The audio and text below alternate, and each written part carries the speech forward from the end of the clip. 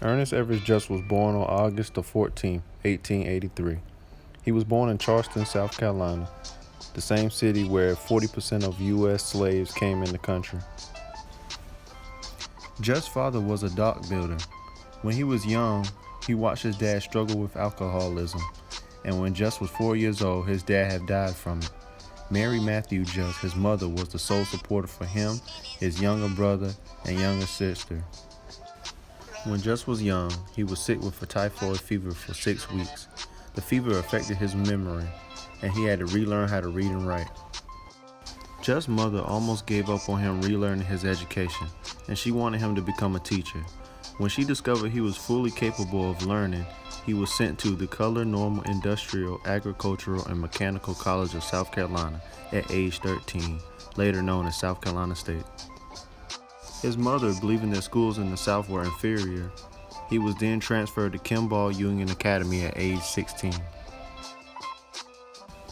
During his second year, he went back home to discover his mom had been buried.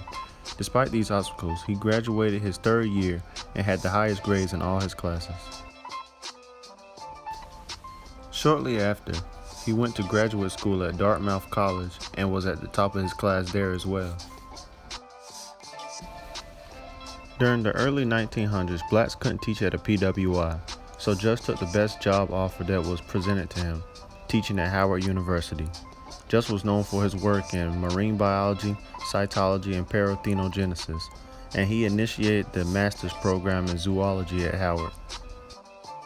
Just and 3 other teachers also started the Omega Psi Phi fraternity for Howard. Just serves as the faculty advisor. Later, Just was a resident in Italy, Germany, and France. While Just was in France, World War II was at its outbreak. Just was researching the unsolved problems of general biology. Germany was invading France, and the French government told foreigners to evacuate. Just remained to complete his studies. In 1940, Just was briefly imprisoned in a prisoner of war camp. Later, he was rescued by the United States Department with the help from his second wife, who was a German citizen. In 1940, he returned to the U.S., but he was very ill prior to the encampment. In 1941, he was diagnosed with pancreatic cancer and died shortly after.